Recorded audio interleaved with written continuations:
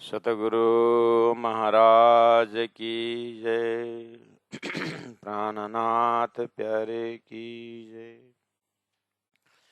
कहे श्री महामता अरस अरवहा, किया पहले बेबरा फुरमाना। जिन हुई हक हिदायत, सोई बात न करे बयाना। सोई बात न करे बयाना। सच्चिदानंद पार ब्रह्म की जय। ये बहुत भांत है बेबरा मोमिन और दुनिया। मोमिन नजर बक्का मिने, दुनी नजर बीचा फना।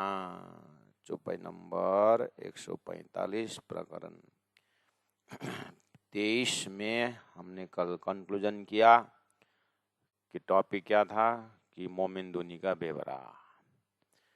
अब प्रकरण शुरू हो रहा है श्रृंगार ग्रंथ 24 प्रकरण। इसमें भी बेवरा शब्द ही आया है, लेकिन हकीकत मार्फत का बेवरा। हकीकत मार्फत का बेवरा। तो ये जो प्रकरण है इसमें चौपाई 98 चौपाई है, लंबा प्रकरण है। तो हेडिंग में है हकीकत मार्फत का बेवरा। तो प्यारे सुंदर साथ जी, पहला हम इस चीज को हृदयंगम करें कि अगर शब्दार्थ जाए तो हकीकत ज्ञान, मार्फत प्रेम। तो क्या ऐसा बोल सकते हैं हकीकत मतलब ज्ञान और प्रेम का बेवरा? हाँ, ये भी ठीक है, ज्ञान और प्रेम का बेवरा इस प्रकरण में। इस तरह से हकीकत और मार्फत का अलग अलग मजल में, अलग अलग प्रसंग में बहुत बार आता है। और इसी प्रकरण में, इस प्रकरण में व्याख्या ऐसा मत समझना, लेकिन दिमाग में ये रखना कि जैसे आप बीतक पढ़ते हो तो बीतक सुनते हैं, तो उसमें क्या होता है कि ज्ञान का विषय जाता है। जो सदगुरु देवचंद्र जी महाराज ने 40 वर्ष मेहनत की है ना, ये है उनका हकीकत का मजल। उसके बाद दर्शन दे करके उनको परात्म और परमात्मा में धाम स्वरूप लीला को बरसाया, वो है मार्फत। मार्फत का अर्थ पूर्ण पहचान भी होता है। सदगुरु महाराज एक जिज्ञासु होकर के ब्रह्म खोज में निकले। तो ब्रह्म खोज में निकलते निकलते जो ज्ञान उन्हें हासिल किया वो हकीकत का मजल है। जैसे दर्शन पाए और परमधाम का स्वरूप जो मिला, ये उनका पूर्ण पहचान अर्थात मार्फत का दर्जा है। और अगर वैदिक फिलॉसफी से, वैदिक दर्शन से अगर देखा जाए तो इसको बोलेंगे ज्ञान और विज्ञान में बेवरा। ज्ञान और विज्ञान, विज्ञान इज इक्वल टू प्रेम। इसका भी इसी शब्दों से लोकेशन पकड़ना होता है, ज्ञान और विज्ञान का बेवरा। और थ्योरेटिकल और practical,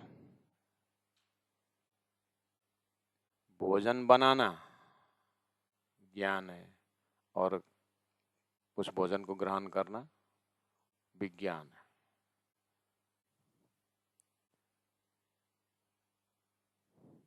knowledge should be converted into wisdom बोलते हैं। विजडम मतलब अनुभव।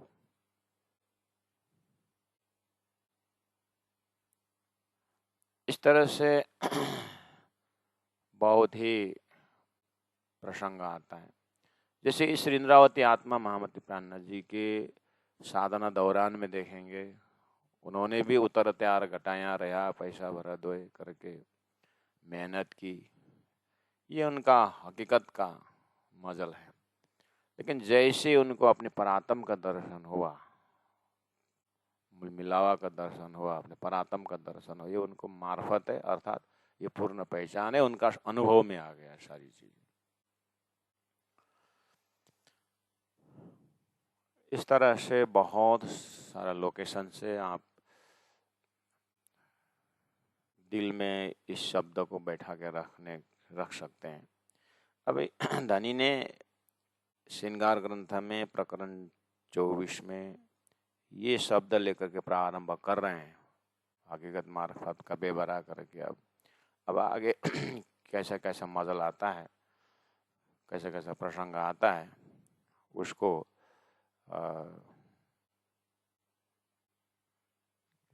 देखते जाएंगे।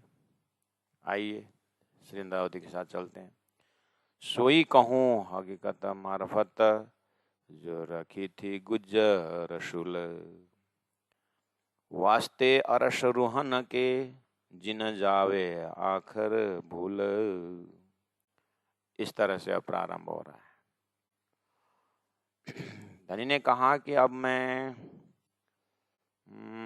हकीकत मार्फत विषय में सोई कहूँ हकीकत मार्फत, मैं वो हकीकत मार्फत ज्ञान विज्ञान, ज्ञान और प्रेम के विषय में मैं बोलने जा रहा हूँ, जो रखी थी गुज्जर रसूल, परमात्मा का संदेश लेके आने वाले लोगों ने परमात्मा के विषय में एक ही साथ, परब्रह्म परमात्मा ने उन रसूलों के साथ, उन मैसेंजरों के साथ, उन ऋषियों के साथ, परमात्मा ने एक ही साथ अपना धाम स्वरूप लीला नहीं दिया है, खंड खंड करके दिया है। जिस समय में जितना जरूरत था उतना दिया हुआ है, जिस समय में जितना जरूरत था और किस किस के माध्यम से, उस समय के बोलबाला, उस समय के तपस्वियों के माध्यम से परमात्मा ने अपनी जो है सृष्टि क्रम, ज्ञान का क्रम को परोसते गए। और खोजने वालों ने भी, प्राणज ने कहा, सो तेता ही बोलिया जो गया जालूं चल। जो जो जहाँ तक पहुँचे वहीं तक की बात बताई। कोई स्वर्गीय कंसेप्ट लेके आए, कोई वैकुंठी कंसेप्ट लेके आए, कोई ब्रह्म को साकार कंसेप्ट लेके आए, कोई निराकार कंसेप्ट ले आए। लेकिन इन्होंने खोजी करके जो चीज ले आया, वो लाने वालों ने जो सिद्धांत दिए, तारतम कहता है जल्दीबाजी मत करो, उन्होंने ले आकर दिया है। लेकिन ये चीज ध्यान देना है, ये उन्होंने लाया ऐसी बात नहीं है, वो माध्यम है, देने वाले परब्रह्म परमात्मा है। परब्रह्म परमात्मा ने अपना स्वरूप को परिचय देने के लिए, समय आ रहा है उनका, लेकिन एक ही साथ पूरा सूर्य का रोशनी, प्रकाश का ही डिपार्ट है सूर्य भी, लेकिन एक दिया भी उजाला ही देता है, एक पेट्रोल मैक्स भी उजाला ही देता है, एक बिजली भी उजाला ही देता है।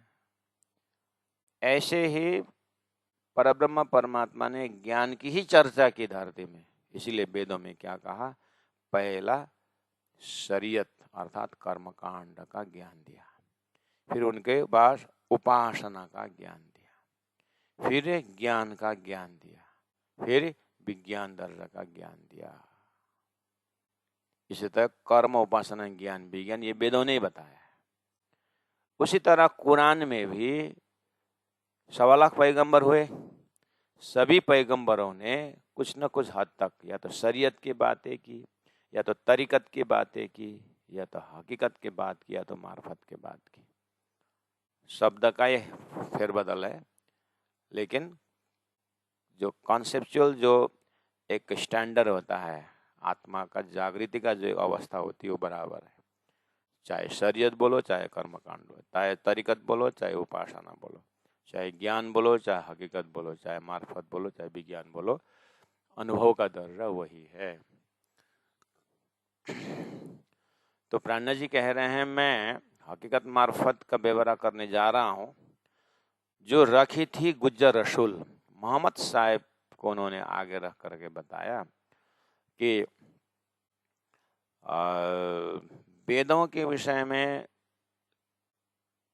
वेद द्वारा दिया हुआ कर्मकांड का मजल और उपासना का मजल, ये कलश ग्रंथ जो नाम ही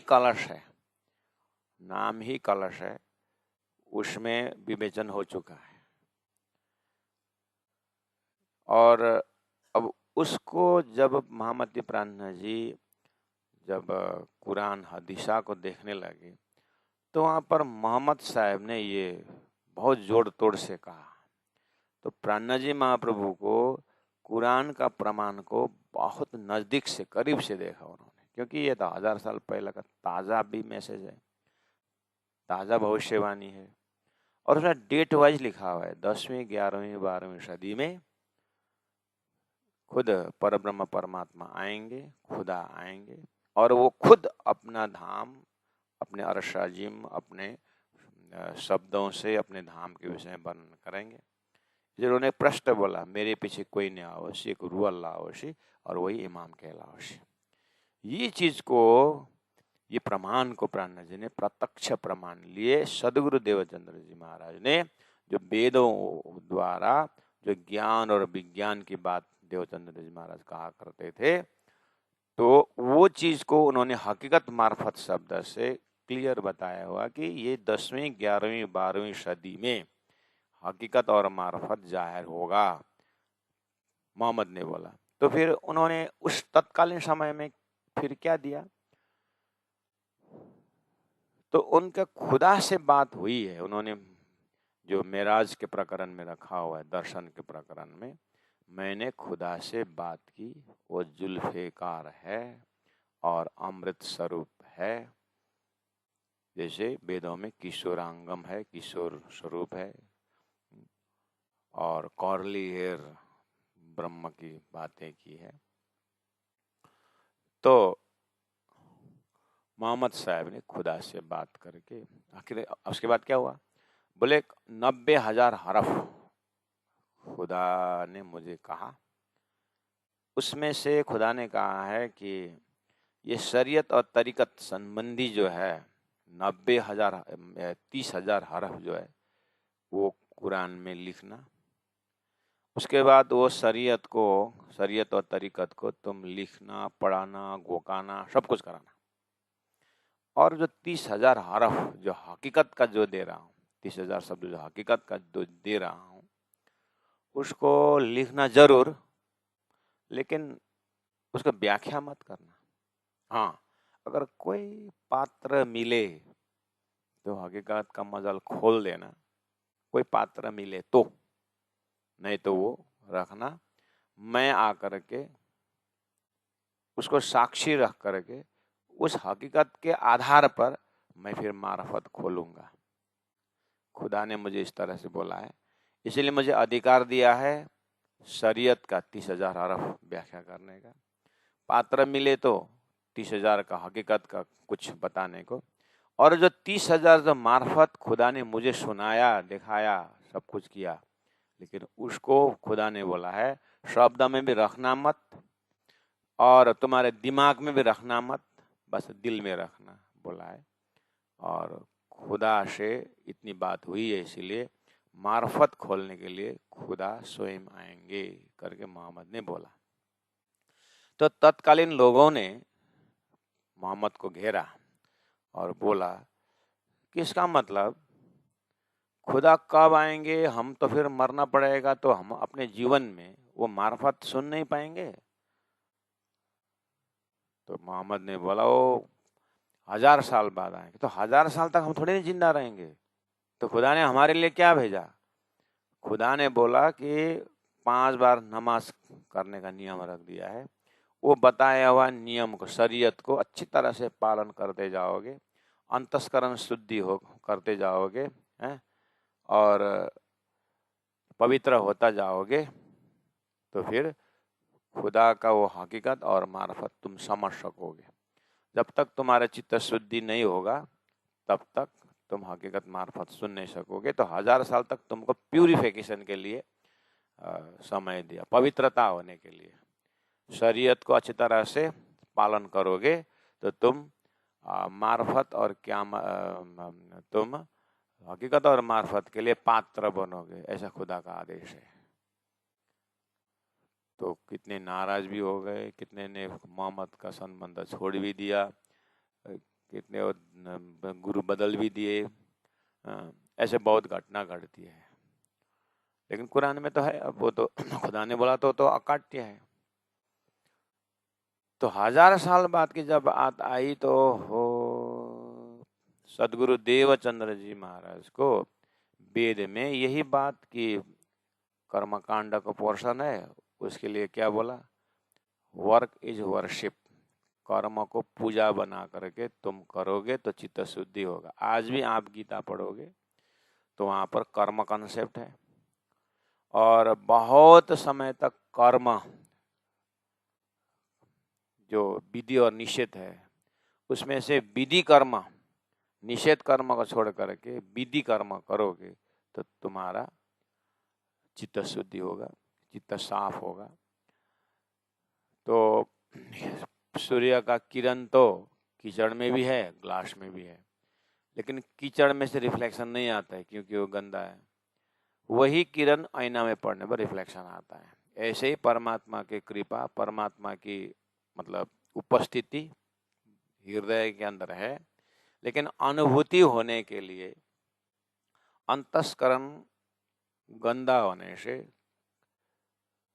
वो अनुभूति ब्राह्मिक अनुभूति नहीं होता है। इसलिए कर्म कांड का मजा 80,000 मंत्र कर्म कांड का दिया है वेदों में। तो कहा कि इस तरह से तुम कर्म को, शारीरिक जो कर्म है, 5 ज्ञानेंद्रिय, 5 कर्म इंद्रिय है, तुम कैसे कर्म करना चाहिए ज्ञान इंद्रिय प्रयोग करते हुए तुम पवित्र बनता रहो। उसी के लिए असतमा सदगमया, असत संसार से सत की ओर यात्रा करने के लिए तुमको पहला कर्म कॉन्सेप्ट दिया हुआ है करके निष्काम कर्म योग की बात कही। कर्मण्यवास्तु माँ फलेषु कदाचन, कर्म करो लेकिन फल की इच्छा मत करो, फल देने का काम मेरा है। ऐसे कर्म कॉन्सेप्ट गीता में सुंदर ढंग से बताया। तो ये किसकी तैयारी हो रही है? ज्ञान और विज्ञान समझने के लिए चित्त शुद्धि की बात हो रही है। जिस तरह से वेदों में, उसी तरह कुरान में भी मोहम्मद को 1000 साल पहले खुदा ने कहा कि ये शरीयत, 5 बार नमाज करना, हज करना, नमाज करना और उपवास करना, ये सब करते रहो, पवित्र होते रहो। बस खुदा 1000 साल बाद आएंगे और हकीकत मार्फत वो खुद समझाएंगे। उस समय में मैं भी रहूंगा, मोहम्मद ने कहा। उस समय मैं सिफारिश करूंगा कि हाँ, ये 1000 साल पहले मैंने कहे प्रमाण चला हुआ है, इसलिए इसको हकीकत मार्फत कर समझने की ये पात्र है करके मैं सैंक्शन करूंगा, सिफारिश करूंगा, तभी तुमको खुदा उपदेश देगा। ऐसा जटिल नियम लगा दिया। तो प्राणनाथ जी महाप्रभु, अच्छा ये बात, तो इसका मतलब हकीकत मार्फत बाकी है। भले ही 30,000 हकीकत का मजल कुरान में है, लेकिन उसको पात्र मिले तो बताना बोला। तो पात्र मोहम्मद साहब ने जीवन भर देखा, तो लास्ट में अपने जो दामाद है अली, वो बहुत समय तक उनके पास रहे और बहुत अंतरंग बातें की, सेवा भी की। तो उन्होंने कुरान के हकीकत का मजल का कुछ अंश उन्होंने अली को बताया। पात्र मिले तो बताना बोले थे ना, तो एक अली को उन्होंने थोड़ा कुछ बताया। और अली का 2 पुत्र रहे, अली फतिमा मोहम्मद का लड़की और दामाद। इन दोनों में से 2 लड़के हुए कि हासन और हुसैन। हासन जो है वो लड़ाई में मर गया, मरना तो हुसैन भी मरा, लेकिन वो अली ने हुसैन को वो कुरान का हकीकत का मजल जो है थोड़ा कुछ उन्होंने अपने लड़का को दिया। लड़का ने उसके बाद हुसैन ने एक तफसीर लिखा, यानी कुरान का टीका किया। उसमें उन्होंने बातूनी जो हकीकत का मजल का कुछ अंश बताया। इसलिए महामती प्राणनाथ जी दिल्ली के यात्रा में हुसैन तफसीर लो ना, हुसैनी तफसीर, वहाँ कुछ बात खुला हुआ है हमारे आगमन के विषय में। हमारा सदगुरु ने दिया हुआ तारतम्य ने दिया हुआ लक्ष्य के ऊपर कुछ न कुछ संकेत तो दिया है करके हुसैनी तफसीर ढूंढने का कारण ये है।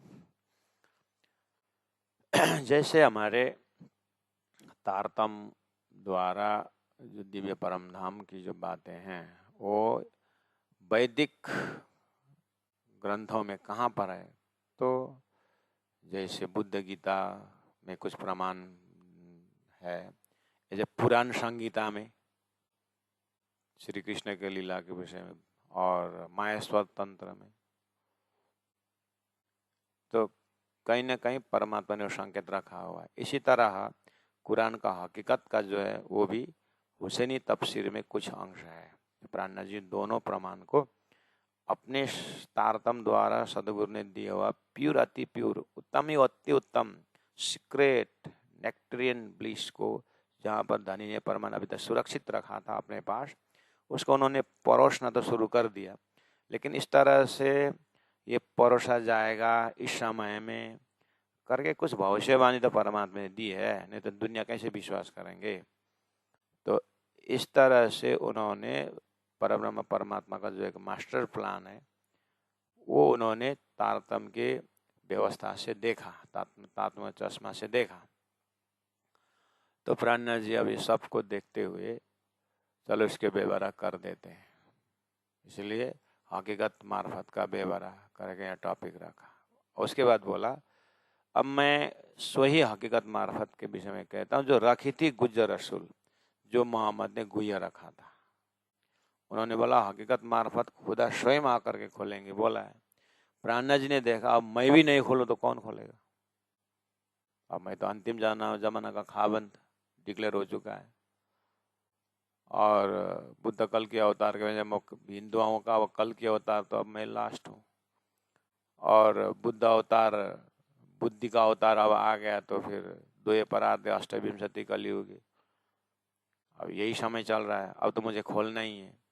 तो दिव्य परमधाम श्री राजी महाराज मूल मिलावा 25 पक्ष परमधाम के बीच में रंगमहल का प्रथम बोम गोल हवेली में श्री राज श्यामा जी विराजमान है और 12,000 ब्रह्मात्माएं इस खेल को देखने के लिए, राजी महाराज का पातशाही को अनुभव करने के लिए बैठे हुए हैं और उनका प्रेम का साक्षात परिचय पाने के लिए बैठे हुए हैं।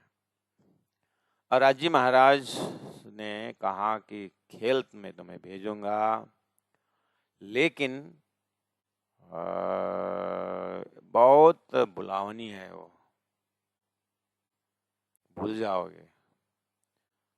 तो ऐसे ऐसे रूहानी डायलॉग में भूलोगे मुझे विश्वास है, लेकिन घबराना नहीं, मैं तुम्हें जगाने के लिए आऊँगा और मैं भेजूंगा ये सारा साक्षी, हमारी यहाँ जो भी बातचीत हुई है वो मैं भेजूंगा करके सदगुरु महाराज के माध्यम से सारी बात श्री राजी महाराज ने सदगुरु को बताया है। तो वो चीज कहाँ है मैं भेजूं, मैं बताऊंगा, बोला। तो इस तरह से शास्त्रों में यत्र तत्र कहीं कहीं मिल रहा है।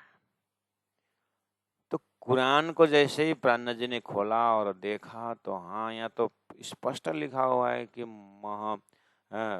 अंतिम जमाना खाबंद आएंगे और हकीकत मार्फत खोलेंगे। तो प्राणनाथ जी को जोश आया, अच्छा। तो राजी महाराज ने सदगुरु देवचंद्र जी महाराज के माध्यम से, जब सदगुरु ध्यान करते थे तो जब बात अटकती थी या जो चीज को वो देख रहे हैं और जो बोलना होता है, राजी महाराज प्रेरणा देते हैं कि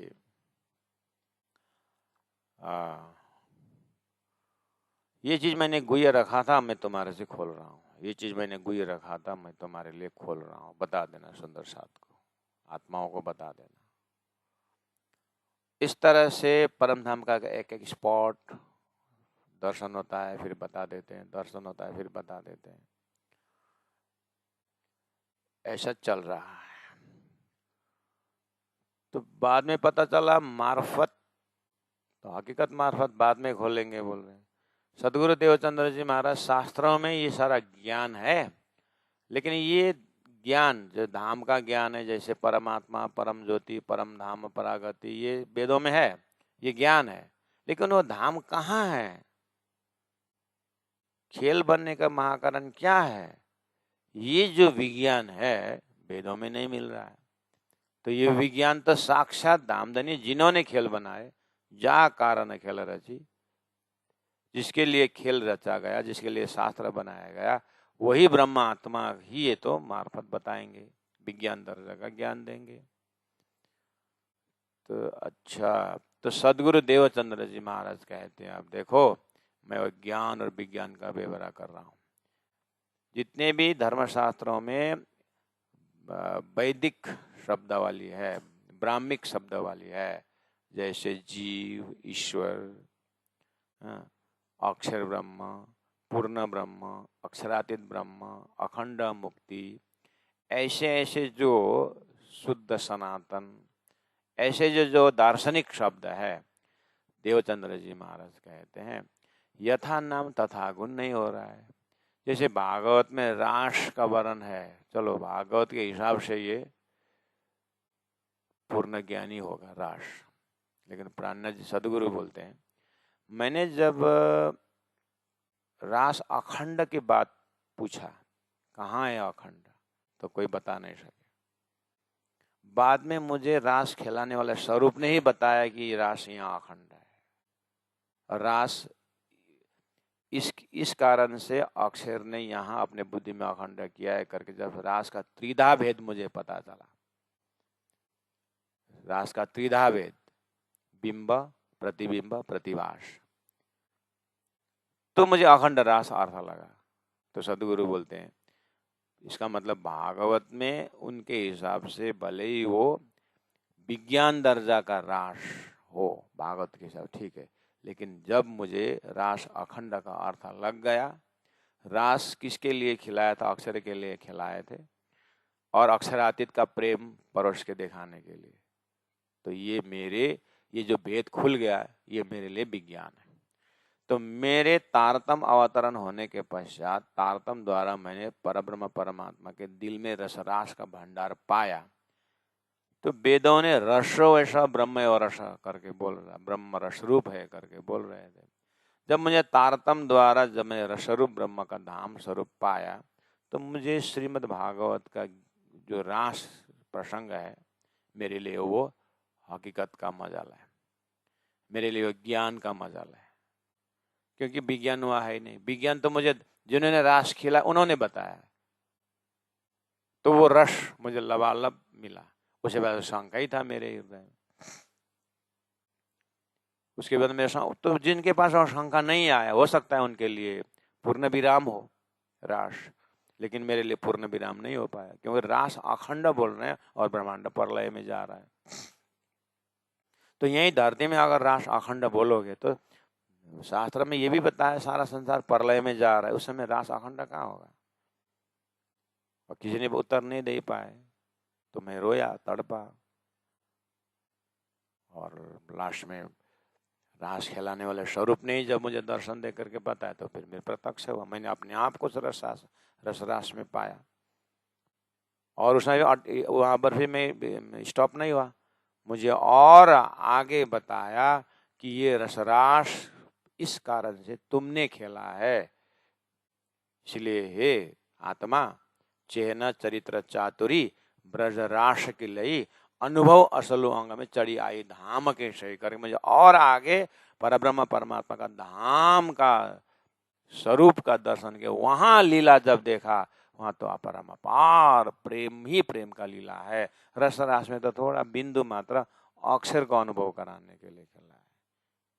इसलिए देवचंद्र जी महाराज का उस तारतम अवतरण के पश्चात का जो प्रवचन है, जो ज्ञान है, जो परोसने का ढंग है, जो विषय वस्तु है, वो बिल्कुल वो विज्ञान दर्जा का है। और शास्त्र का जो है ज्ञान दर्जा का है। तो वहाँ भी आप देख सकते हैं सद्गुरु महाराज के प्रवचन में, वहाँ पर ज्ञान और विज्ञान का ब्यौरा करके वहाँ देख सकते हैं। भगवान श्री कृष्ण नाम से, कृष्ण नाम से श्रीमद् भागवत का हो सकता है वो पूर्णमदः पूर्णमिदम् हो, बिना तारतम वाले के लिए। लेकिन तारतम ने जब श्री कृष्ण का त्रिधा भेद वही शास्त्र में पता चला, साक्षात कृष्णे ब्रजे नित्यम स्वांशेनैव विहारिणः तस्य अंश मथुरायाम वासुदेव जगद्गुरुः द्वारिकायाम तदंशोस्ति। तो ये जो ब्रज की और ब्रज लीला करने वाला कृष्ण का अंश मथुरा, मथुरा का अंश द्वारिका करके कृष्ण लीला त्रिधा प्रोक्ता तद्दैत भेद कदा करके कृष्ण लीला का भी 3 भेद है करके तो शास्त्र बोल रहा है। अब इस विषय में जैसे मैंने पूछना शुरू किया, सदगुरु बोलते कोई बता नहीं पाया। जब मुझे तारतम द्वारा अक्षरातीत परब्रह्म परमात्मा श्री कृष्ण, अक्षर ब्रह्म श्री कृष्ण और क्षर ब्रह्मांड का विष्णु कृष्ण का जब मुझे भेद दिखाई दिया, तब मुझे पाया कि कृष्ण नाम की महिमा सभी ने गाई है, लेकिन सब ज्ञान दर्जा का गाया है, विज्ञान दर्जा का ब्यौरा इनके पास नहीं है। जब तारतम द्वारा मुझे अक्षरातीत परब्रह्म परमात्मा का धाम स्वरूप और सृष्टि का महाकारण जैसे मुझे पता चला, तो मुझे कृष्ण नाम से भी मुझे ज्ञान और विज्ञान का ब्यौरा देखने को मिला। तो रास के हिसाब से भी ज्ञान और विज्ञान का ब्यौरा, रास कहाँ अखंड, किसने अखंड, कैसे अखंड, हकीकत है। और रास कहाँ बैठ कर के खेला, किसके लिए खेला, ये जानकारी रास के हिसाब से, रासलीला के माध्यम से ये विज्ञान दर्जा का ब्यौरा हो गया। सदगुरु देवचंद्र जी महाराज के ही शास्त्रीय पक्ष में जाते जाते भी वहीं पर भी कृष्ण लीला में ही ज्ञान विज्ञान का ब्यौरा है, रास में ही ब्यौरा है, ब्रज लीला में ही ज्ञान विज्ञान का ब्यौरा है। कैसे? वो वस्त्र हरण करने वाला कृष्ण कौन है? अक्षर कृष्ण है। राक्षस मारने वाला कृष्ण कौन है? वो विष्णु कृष्ण है। और दान लीला में रास्ता बंद करके और हंडी फुटा के सब मक्खन ग्वाल को लेकर के एक एक गोपी एक एक कृष्ण कर किशोर स्वरूप लीला करने वाला कौन है? वो अक्षरातीत स्वरूप है, ब्रज में ही है तो हकीकत मार्फत। इसका ब्यौरा कौन करेगा? इसीलिए जब तक तारतम संसार में नहीं आया, संसार में हकीकत का मजल ही था। तारतम आकर के जब विवेचन हुआ तो एक एक पॉइंट में हकीकत मार्फत का ब्यौरा दिखाई देता है, प्यारे सुंदर सा। इसीलिए श्रृंगार ग्रंथ का इस 24 प्रकरण में जस्ट टच कर दिया उन्होंने कि हकीकत मार्फत का ब्यौरा करके, लेकिन ये पहले से ही ये ब्यौरा होके आया है। लेकिन श्रृंगार ग्रंथ है, अब एक एक आत्मा के हृदय में अपने परात्म स्वरूप का श्रृंगार होना चाहिए, अपने परात्मा का श्रृंगार होना चाहिए, है ना, अपने मूल मिलावा का साक्षात विराजमान होना चाहिए। इसीलिए उस बात को फिर उजागर करते हुए कहीं हमारी आत्मा संसार में जागने के बाद फिर भूल जाए, एक एक शब्द भूल न जाए, इसलिए याद दिलाते हैं। नहीं तो बात पहले से हकीकत मार्फत की बात होते आया है। जो रखी थी गुज्जर रसूल, तो मोहम्मद साहब ने गुई रखी थी वास्ते और अशरुहाना के। किसके लिए वो गोप्य रखा था मोहम्मद ने? यानी परब्रह्म परमात्मा ने मोहम्मद के माध्यम से खाली शरीयत और तरीकत को ही दिया, हकीकत को गुई पे रखा, मार्फत तो बताया ही नहीं, बताने का अनुमति नहीं दिया। ऐसा गुह्य क्यों रखा? तो प्राणनाथ जी बोल रहे हैं वास्ते और अशरुहाना के, परम धाम से आने वाले ब्रह्म सृष्टि के वास्ते उन्होंने ये गोप्य रखा। अब ब्रह्म सृष्टि ने वो गुह्य बातें ले आए, किसमें ले आए? खिलावत, परिक्रमा, सागर, श्रृंगार जैसे ग्रंथों में ले आए। अच्छा, मोहम्मद ने जो खुदा का दर्शन पाया था वो उन्होंने अमृत स्वरूप करके रख दिया। देखना, वो अमृत स्वरूप करके बोला ना, तो अमृत स्वरूप करके बोला ना, वो है हकीकत का मजल, अमृत स्वरूप। उतना ही पकड़ो, हकीकत का मजल है। अच्छा, इससे हकीकत का मजल मतलब ये मार्फत में पहुंचने का सूत्र यहाँ है। कैसे?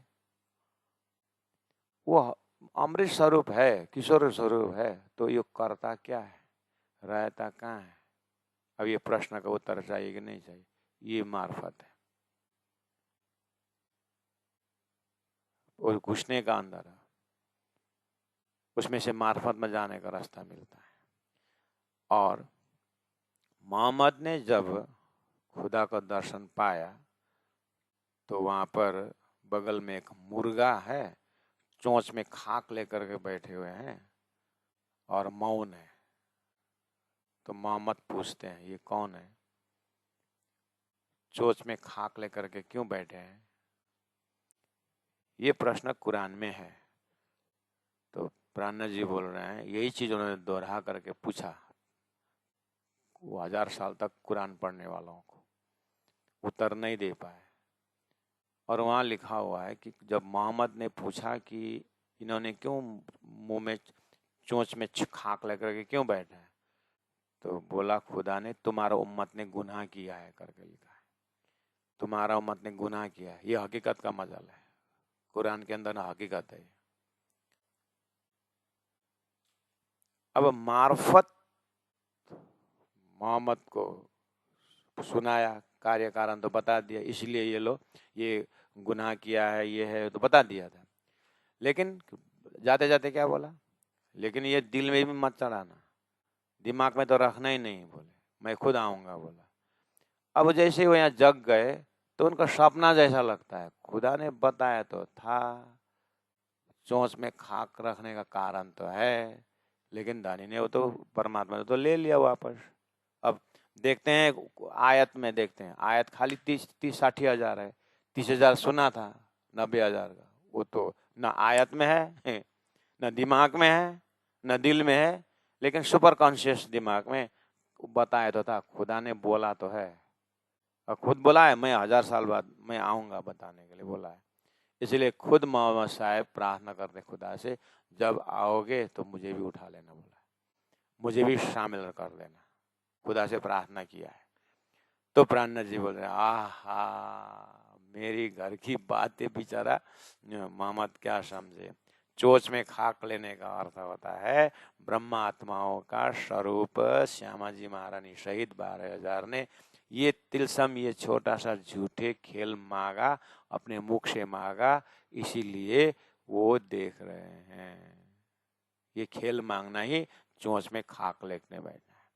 और तुम्हारा उम्मत ने गुनाह किया है। मोहम्मद प्राणनाथ जी ने पूछा, तुम लोग जबराइल जबराइल जबराइल बोलते हो, और जबराइल तो अक्षरधाम से पार जा ही नहीं सका, और उधर से रफ रफ का तखत आया, प्रेम का तखत आया, उसमें बैठ के मोहम्मद गए, तुम बोलते हो। तो जहां जबराइल जा नहीं सका वहां पर तुम्हारा उम्मत ने गुनाह किया है बोले, तो जहां जबराइल जा नहीं सका वहां गुनाह पहुंच गया, इसका अर्थ बताओ करके बोले तो मुल्ला चुप हो गए। तो प्राणनाथ जी ने बोला, तुम्हारे अंदर हकीकत तो है, लेकिन मार्फत खुदा ने मैं आकर के खोलूंगा बोला था, मैं खोल रहा हूँ, सुनो मैं खोल रहा हूँ। वो ब्रह्म आत्मा ने खेल मांगना ही गुनाह है, ब्रह्म आत्माओं ने खेल मांगना ही गुनाह है, इसलिए गुनाह पहले ही पहुंचा। कहने मतलब सृष्टि का महाकारण, खेल का महाकारण वही है,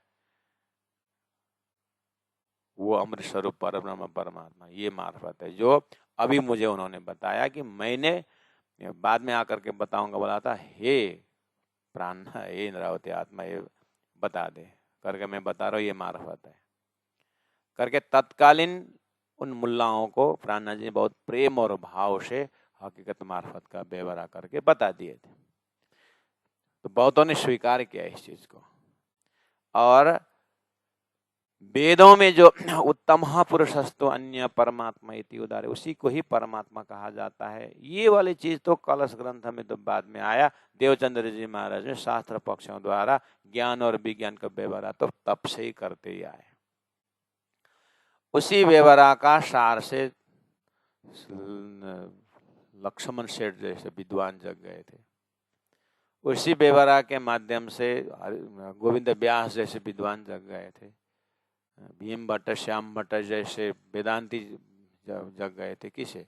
सदगुरु देवचंद्र जी महाराज के ज्ञान विज्ञान के बेवरा से, कि वेदों तक के ज्ञान जो वो ज्ञान है, उसके बाद आगे जो परब्रह्म परमात्मा ने मुझे अपने धाम, स्वरूप, लीला और सृष्टि का महाकारण बता करके जाऊं तहां नजीक में, अर्थात अपने परातम कंसेप्ट से जो ब्रह्मधाम का दर्शन करवाया है, ये मार्फत था, ये विज्ञान दर्जा था। सदगुरु महाराज इसी को बताते हुए आ रहे थे। वही चीज जब दिल्ली पहुंचे महामती प्राणनाथ जी, कार्य कारण बस जो है, अब यहाँ पर उनको कुरान देखने को पड़ा और हदीसों को देखा, तो वहां पर 1000 साल पहले मोहम्मद का भविष्यवाणी दिखने में आया। अच्छा, तो बोले कि मोहम्मद ने जो गुह्य रखा था, वास्ते अरस रूहन के परम नाम से आई ब्रह्मात्मा, जब ये गुह्य बात खोलेंगे तो समझ लेना कि वो जो बोले मोहम्मद ने बोला था, तुम लोग मेरे यार हो, भाई आवेंगे, आखिर बोला था। तत्कालीन लोगों को तुम लोग यार बोले, मेरा भाई तो आने वाले हैं। तो उनके भाई कौन थे? उनका भाई तो वही हुए कि अभाविनो भविष्यन्ति मुनयो ब्रह्मरूपिणः। वेदों में जो ब्रह्मरूपी ब्रह्मप्रिय आत्मा और आने की बात वेदों में है, मोहम्मद के हिसाब से वही भाई था। तो वो भाई आ गए 1000 साल बाद, और प्राणनाथ जी ने देखा, ओहो, ये हमारे लिए रखे कुरान का ये भविष्यवाणी, ये गुह्य बात जो है हमारे लिए रखा हुआ है, इसलिए वास्ते अरस रूहन के परमधाम के आत्माओं के लिए ये गुह्य रखा था। अब मैं ये खोलने का प्रमाणित यही है कि ब्रह्मात्मा आ गए, मोहम्मद के भाई आ गए, वेदों का ब्रह्म प्रिय आ गए। अब ये ब्रह्म प्रिय ब्रह्मात्माएं जो वेदों का संकेत हकीकत को मजल, ज्ञान का मजल दे करके जब विज्ञान पर ब्रह्म परमात्मा का धाम स्वरूप की लीला बात करेंगे, समझ लेना कि अब ज्ञान का किनारा लग गया। अब इस धरती को गुरु साक्षात परम ब्रह्म मिल गया। अब पहले से चैंटिंग कर रहे थे, पूर्णमदः पूर्णमिदं पूर्णात् पूर्णमुदच्यते, अब निशंक हो गए संपूर्ण धरती के आत्मा। अब तारतम के संसर्ग में आकर के हृदय को निशंक करके अब अपने दिया हुआ वचन, अपने परम धाम का वचन अब नहीं भूलेंगे। वास्ते अरस रूहन के जिन जावे आखर भूल, अंतिम में ना भूलें, ये याद दिलाने के लिए उन्होंने गुह्य रखा था और आकर के चाबी खोल दिए। अब तो वैसी ग्रंथ द्वारा संकेत किया हुआ परम धाम का दर्शन हो गया। इसीलिए प्राणनाथ जी महाप्रभु के हृदय बोल रहा है कि वो ब्रह्मात्मा, वो मोहम्मद का भाई जो बोल रहे थे, वो आत्माएं आ गए। इसलिए जागो। अब दूसरा कोई इमाम मेहदी आने वाला नहीं है, और तुम्हारा कोई जो 7 निशान खोलने वाला आने वाला नहीं है, और तुम्हारा कोई बुद्ध अवतार अब बुद्धि का अवतार नहीं होगा। पहले आकर के बुद्धि का अवतार क्या करता था कि राक्षसों को गिरा मारता था और जाकर के नया न्यू किंगडम स्थापना करता था। अब तो ये बुद्ध अवतार तो पूरा आत्मा का अखंड कल्याण का ही ज्ञान देगा। अब वो कोई युग परिवर्तन नहीं करेगा, वो तो सृष्टि परिवर्तन कर देगा। अब तो ये बुद्ध अवतार का ज्ञान जो है वो ज्ञान अवतरण हो गया है। इसलिए आ जाओ, अब इस तारतम ज्ञान के शरण में आ जाओ, बुद्ध अवतार के शरण में आ जाओ, और आखिरी मोहम्मद महामती प्राणनाथ जी की शरण में आ जाओ। क्योंकि मोहम्मद ने कहा था खुदा स्वयं संदेश बाग बन के आएंगे करके बोला था, अब आ गए हैं। इस तरह से स्वामी श्री प्राणनाथ जी कंक्लूजन कर रहे हैं इस हकीकत मार्फत के बेवरा टॉपिक में। अब आगे इस तरह से थोड़ा थोड़ा बताते जाते हैं। फिर के बनी इसराइल हुए पीछे मूसा मेहतर, एक नाजी और नारी 70 कहे फुरमान यूं कर, यही भांत ईशा के फिर के 72 कहे, एक नाजी 3 में हुआ और नारी 71 भये, 73 फिर के कहे मोहम्मद के, 72 नारी एक नाजी हुए, नारी जल सी आग में नाजी हिदायत हक की। इस तरह से ये 2 3 4 चौपाई जो है कंटिन्यू हृदयंगम करना होगा। बहुत सिंपल है। श्रीराज जी महाराज दिव्य परम धाम में आप स्थापित रहना, वहाँ से हिलना नहीं, आराम से परम धाम में बैठना। ये सब 70-72 हिसाब करने के लिए आप टेंशन मत लेना, आप परम धाम में मस्त रहो, क्या फर्क पड़ता है। आहा, परम धाम की भूमि का आनंद ही आनंद। खेल प्रारंभ हुआ आज 4:30 बजे, परम धाम के अष्टर प्रहर लीला के समय में आज का दिन 4:30 बजे खेल प्रारंभ हुआ है ना। और हमारी परातम कहाँ है? मूल मिला में। तो परम नवा टाइम कितना हुआ है? 4:30। इसका मतलब दिन का प्रहर पूरा बीतने में कितनी घड़ी बाकी है? 4 घड़ी बाकी है ना।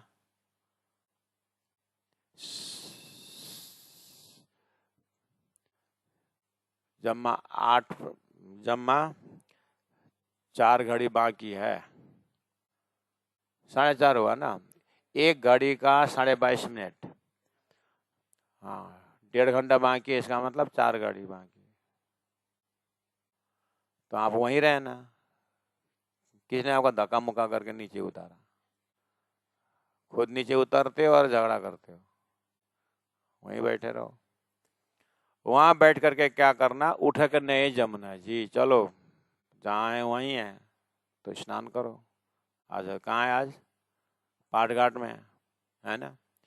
और पाठ घाट के बाद आप कहाँ जाओगे? 6 बजने के बाद कहाँ जाओगे?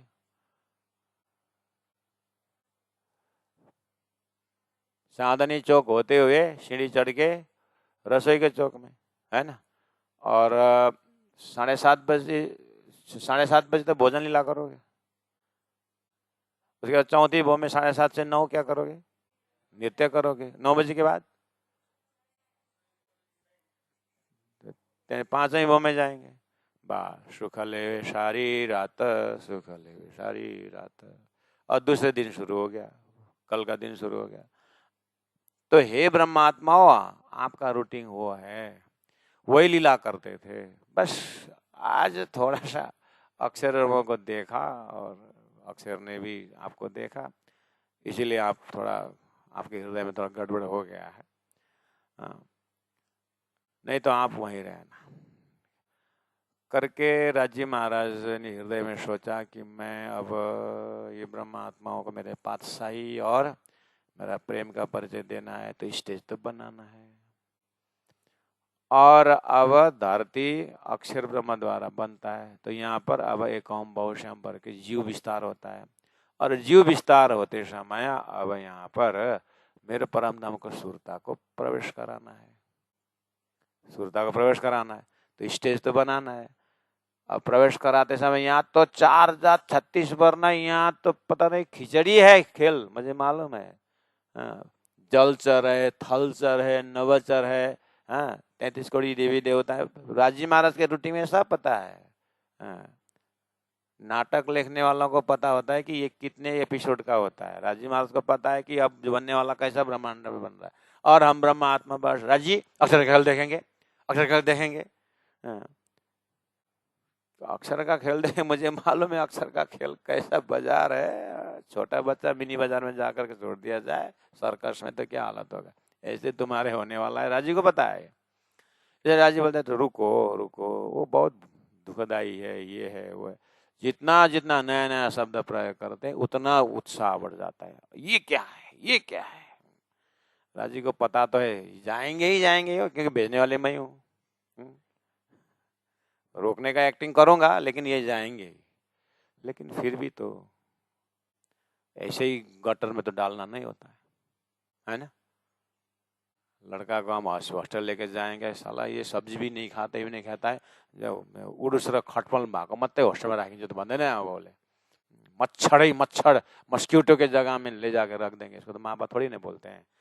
घर से निकालना जरूर है, घर से निकालना जरूर है ज्ञान के लिए, लेकिन अच्छे हॉस्टल में रखेंगे ना। ऐसे ही राजी महाराज आउट ऑफ कंपैशन, इतना प्यार है राजी के हृदय में कि गए तो भी कहाँ जाएं, सुंदर चकाचक ऐसे प्लेस में जाए। इसीलिए पहले से ही धरती का ऐसा बना है, 50 वर्ष ब्रह्मा जी का बीतने दो, जो भी है, लेकिन ब्रजमंडल इतना सुंदर एरिया बनाए और वहां पर जीव एक करोड़ों करोड़ों वर्षों से तपस्या किया हुआ पवित्र पवित्र जीव में सट सट सूरता घुसा दिए और स्वयं धरती का एकदम उत्तम अवतार श्री कृष्ण में प्रेम अवतार में आए और 11 वर्ष 52 ऐसा लबालब प्रेम में रमाए कि राजी को याद है अब इससे तो इनको खुराक भरने वाला है ही नहीं, मांगा हुआ सजर दुख है, वियोग का दुख तो दिए, मैं स्वयं पहला जाकर के क्या दुख भोगेंगे। लेकिन फिर भी बाद में इनको तीसरा एपिसोड में जब जाएंगे तब तो 4036 में जाएंगे। उस समय मैं कैसे समझाऊं इनको कि तुम्हारे जैसे ध्रुव ने ऐसा किया था, प्रहलाद ने ऐसा किया था, जीव सृष्टि को उदाहरण देकर के तो मेरे सखी को बदनाम होगी। इसलिए इनको खुद का उदाहरण देना है, इनको खुद का। इसलिए तुम लोगों ने ब्रजमंडल में श्री कृष्ण के साथ कैसे प्रेम रमे, तो प्रेम कहाँ गया करके मुझे बोलना है? इसलिए उनका ही उदाहरण देना है। इसलिए सुंदर पैकेज में रख करके उन्होंने ब्रज का प्रेम इतना आनंद से दिया। और उतना भी नहीं हुआ, बंसी बजा के रास में तो और संसार भी नहीं थे, और उस योग माया का हर चीज जो है चैतन्य, प्रकाश चैतन्य, रात्रि चैतन्य, फल फूल नदी नाला सब चैतन्य भूमि में रसरास का अनुभव कराया। देखो तो राज्य का प्रेम। और क्या मूल मिलहा में अपने पास ही रखे हैं, फिर पास में रखे हैं बोलूं तो धनी को दिखता नहीं, और दूर बोलूं तो परात्मा वही है, लेकिन रास का आनंद अनुभव कराया। राज्य को पता है अब यहाँ भी ये लोग मांगा हुआ खेल, ये मेरा प्रेम और मेरे पास सही जानने वाला ही नहीं है। इनको तीसरा एपिसोड फिर दिखाना ही पड़ेगा। इसलिए अब जो है तीसरा एपिसोड में कहाँ भेजूं, कैसे, अब योग माया का शरीर धारण करके तो धरा कराया, और ब्रज का गोपी में तो धराया। अब इनको खेल देख, खास खेल देखने था, और तीसरा एपिसोड है, यहाँ देखना है इनको। अब यहाँ कहाँ भेजूं, कैसे में रखूं, तो पहले से ही उन्होंने जमीन बना के ले आए थे कि धरती में आस्तिक और नास्तिक दो ग्रुप बना के ले आए। उसमें आस्तिक में भी और एक ही परमात्मा को भजने वाला, उसके बाद दाएं बाएं हिलने वाला नहीं। कि आस्तिक तो बहुत होता है, संडे वाला आस्तिक, मंडे वाला आस्तिक, संसार में होते कि नहीं, कोई देवी देवता वाला आस्तिक, कोई कौन वाला आस्तिक होता है। आस्तिक तो आस्तिक ही है। तो फिर उदाहरण दिया, पतिव्रता का भी 3 दर्जा होता है। एक पति चले करके सुनते ही चलने वाला, ये ए ग्रेड के पतिव्रता है। और पति चले उनके नाम पर जीवन भर, नहीं, पति चले करके चिता में जा करके शरीर छोड़ने वाला, ये भी एक पति। और पति चले करके जीवन भर पति के नाम पर रहने वाला, ये भी परमात्मा ने व्यवस्था ऐसे ही कर दिया है। तो पतिव्रता में जैसे दर्जा होता है, ऐसे ही ये परमधाम से तीसरा ब्रह्मांड, जागने के ब्रह्मांड में ब्रह्मात्मा जा रहे हैं। इनका बैठने का जो पात्र है ना, सुंदर बनाना है मेरे को, वो उसमें रखना है उनको, वहां रख करके प्रेम से उनको परमधाम की बातें, मेरे घर की बातें बतानी है। इसीलिए धरती में वेद में इसीलिए 80,000 कर्मकांड से ऊपर उठा हुआ, उसके 16,000 कर्मकांड उपासना से ऊपर उठा हुआ, और 4,000 ज्ञान में आकर के अहम ब्रह्मास्मि, मैं ब्रह्म स्वरूप हूँ करके पवित्र हुए। ऐसे चेतन में आकर के परमधाम के सुरता प्रवेश हो गए, और अहम ब्रह्मास्मि बोलते थे, अहम दासो अस्मि, अहम सखी अस्मि, मैं तो राजी का अंगना हूँ बोलने वाला बन जाए करके स्टेज तैयार करके जागने के ब्रह्मांड में रखने वाला है।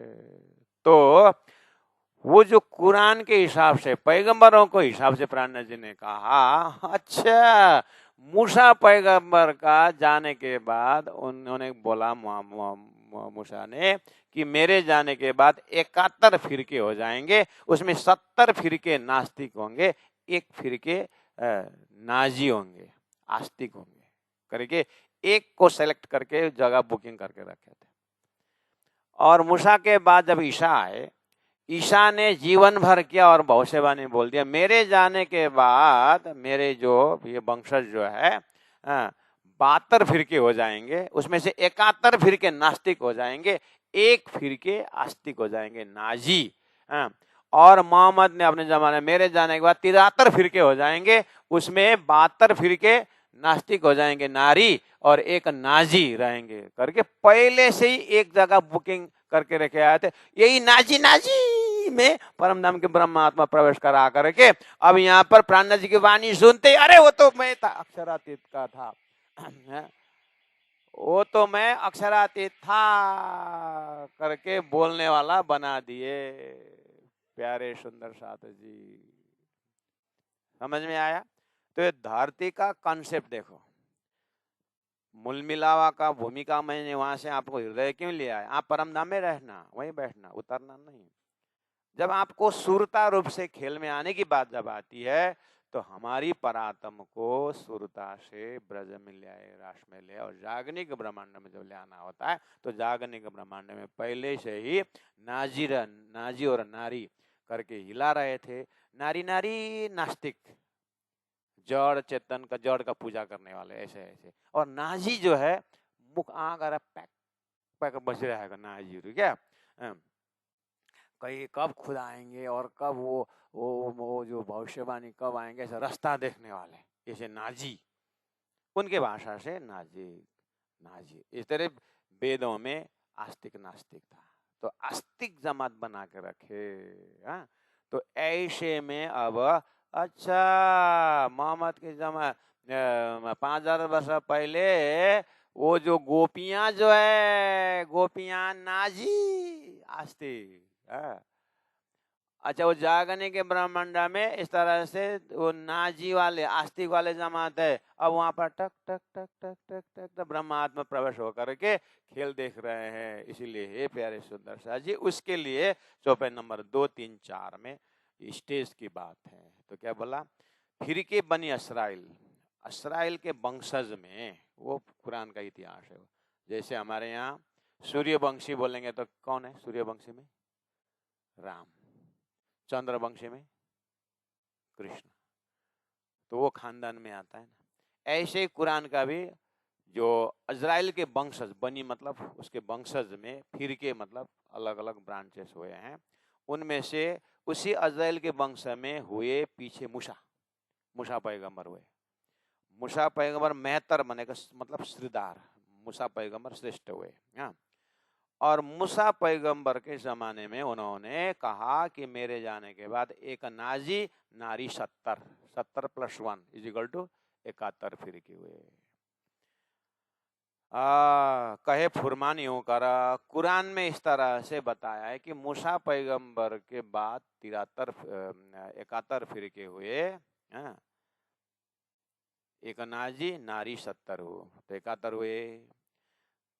जिस तरह से सुंदर साथ जी, आपके नॉलेज के लिए बताता हूँ, 17 पुराण बनने के बाद वेद व्यास जी ने अंतिम भागवत, श्रीमद् भागवत महापुराण लिखने के बाद शांति हुई।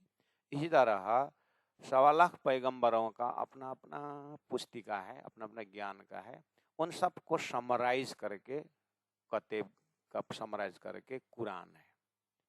इसलिए कुरान में मोहम्मद बोलता है कि हे लोगों, दुनिया वालों, खुदा ने मुझे इस तरह से कहा कि मूसा पैगंबर के समय में इतना काम किया हूँ, अब तुम्हारे से इतना करता हूँ। ईसा पैगंबर के समय में इतना काम किया, अब तुम्हारे से ऐसा इतना काम करता हूँ करके खुदा ने मुझे बोला है, ये खुदा का संदेश है करके वो ये डायलॉग प्रस्तुत करते हैं। जैसे व्यास जी ने परमात्मा की कृपा से मैंने 17 पुराण बनाया, मुझे शांति नहीं हुई, अब मैं 18वां पुराण में सब का सार रखता हूँ करके 9 स्कंद तक तो अन्य पुराण का ही सार है, और 10वां स्कंद स्पेशल श्रीमद् भागवत कृष्ण लीला है। जस्ट भागवत पढ़ने से सभी पुराणों का सार आ जाता है जिस तरह से, इसी तरह से कुरान पढ़ने से 1.25 लाख पैगंबर का सारी बात आती है करके मोहम्मद साहब बोलते हैं। मोहम्मद प्राण जी ने कहा, मोहम्मद ने भी मेरे जाने 1000 साल बाद इमाम मेहदी और रूहुल्लाह इमाम मेहदी आएंगे, वो जो है मार्फती ज्ञान लेके आएंगे बोले हैं। तो उनका मार्फती का हिसाब हुआ सानंद, खुलासा, मार्फत क़यामत। तो प्राणनाथ जी ने कहा 4 किताब ये पढ़ोगे तो अरब का ये जो कते परंपरा का सब आपको समझ में आ जाएगा करके बोला है। इसे तारतम्य बानी पढ़ने से सब कुछ पता चल जाता है कि परब्रह्म परमात्मा के धाम से अक्षर ब्रह्म का अव्यक्त में कितने वेद है, और उसमें से भगवान नारायण के मुख से शेष नारायण होकर के ब्रह्मा जी के मुख से 4 वेद में क्या क्या क्या है वो तारतम्य बानी समझ देता है। और वहां पर खुदा के धाम से होकर के 1.25 पैगंबर में क्या क्या है, अंतिम पैगंबर मोहम्मद के मुखारबिंद से जुल्फिकार खुदा अमृत स्वरूप ने मार्फत का विषय में क्या क्या दिया है वो भी तारतम्य बानी रखा हुआ है। इसीलिए तारतम्य का नाम कुलदम स्वरूप है।